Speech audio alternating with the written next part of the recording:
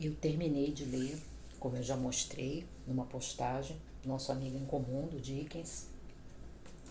Terminei no dia 9, foi uma das melhores leituras que eu fiz. Não podia entrar no ano passado porque eu não tinha terminado, mas já entrou nos melhores deste ano. Quando fizer a lista dos melhores, nosso amigo comum vai estar nele. Eu ainda vou escrever uma resenha para ele. Também li essa novelinha da Margaret Oliphant, essa escritora escocesa do período vitoriano, que eu tenho mostrado outros livros dela aqui. Esse é bem fininho, O Executor. É o primeiro volume dessa série que ela escreveu, As Crônicas de Carlingford. E eu tinha lido um, né? Dá pra você ler independente essa série. Eu tinha lido um que é o Senhorita Major Banks, que saiu primeiro, né? E numa das últimas caixinhas da Pedra Azul saiu esse. Como ele não é longo, ele é curto, dá pra você não enfrentar aqui aquele problema que às vezes a Oliphant tem de não acertar o ritmo da história, porque ele é muito curto, não tem esse problema aqui. E tem essa escrita boa que ela tem uma história interessante desse advogado que ele abre o testamento, né, de uma senhora da qual ele era o advogado dela, mas ele não escreveu, não foi com ele que ela escreveu esse testamento. Então, quando ele abre, porque ele é o executor, né, ele abre o testamento, é aquela surpresa para ele e para todas as pessoas que estão ali presentes, né? E eu achei a escrita muito boa, como geralmente eu acho, só achei o final assim, aquele final agridoce. Não é o final que a gente gostaria, mas é um final assim que você entende a razão dele. Terminei de ler, que esse estava empatado, eu comentei isso num vídeo, mas há algum tempo, né? Acho que foi no último vídeo que eu comentei leituras, né?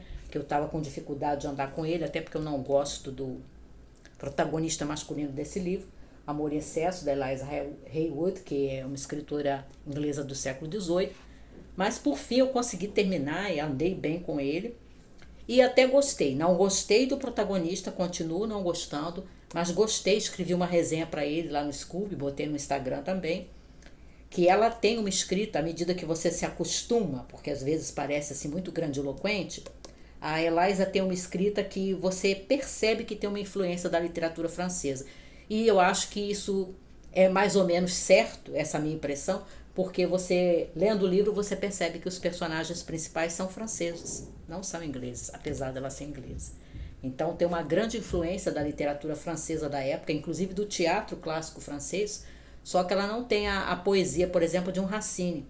Então fica aquela pompa da escrita, né, do teatro clássico francês, mas não tem aquela poesia, que ela não tem essa capacidade. Então algumas frases ficam assim um tanto grandiloquentes. Ao mesmo tempo, você tem de vez em quando uma verba que parece uma coisa francesa, que são algumas frases assim muito certeiras que ela coloca em certos momentos da história e das reflexões dos personagens, que me fizeram lembrar também os escritores franceses, os moralistas franceses, por exemplo.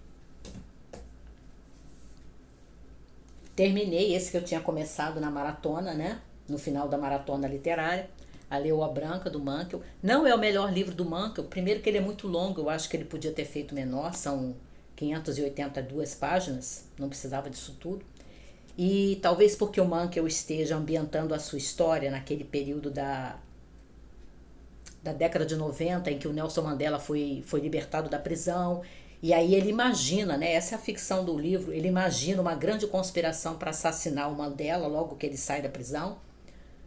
E a história gira em torno disso e como é que isso vai acabar chegando na Suécia, né? Tem um caso que despenca na mesa do Wallander e que tem a ver com isso. No início, claro que ele não sabe que a coisa tem essas proporções, né? De uma conspiração para assassinar o Mandela. Mas eu achei que a escrita foi prejudicada porque talvez o Mankell estivesse muito preocupado de denunciar o apartheid na África do Sul, e aí em alguns momentos a escrita fica assim um tanto panfletária. E isso prejudica em se tratando de literatura, porque isso aqui não é palanque, né? Isso aqui é uma obra de ficção. É bom, mas ficou prejudicado, na minha opinião, por isso e por ser tão extenso. Aí eu li esse aqui, da Dolores Hitchens, A Gata Viu a Morte, que é uma escritora americana da primeira metade do século XX e está saindo por essa coleçãozinha da HarperCollins, né? Clube do Crime. E eu gostei.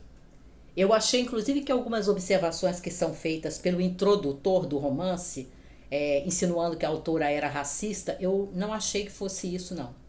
Eu achei que ela acentuou o fato do personagem, né, um dos personagens mais importantes do livro aqui, ser negro, justamente porque mais adiante ela vai desenvolver um romance interracial.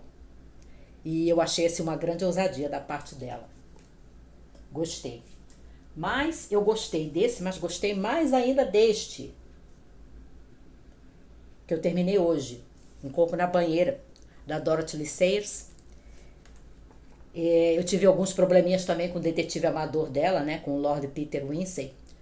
Mas eu também fui me habituando e a Dorothy Lee Sayers tem um humor assim muito irônico e muito sutil, a lá Jane Austen. As escritas são completamente diferentes, mas o tipo de humor é aquele humor da Jane Austen. Você tem que ir lendo, aí de repente você acha aquela observaçãozinha que você tem que prestar mais atenção, que aí você dá um sorriso. Você percebe o que ela quis dizer. Tem muito disso nesse livro aqui. Ele tem um tamanho muito bom, que ele passa um pouco de 200 páginas, ela fez assim na medida. É bem interessante. A trama é muito boa mesmo. O crime é assim diabólico, é diabólico, não tem outra maneira de você dizer. E eu acho que é isso. Gostei bastante mesmo. Eu dei 4,5 para esse livro. E foram esses.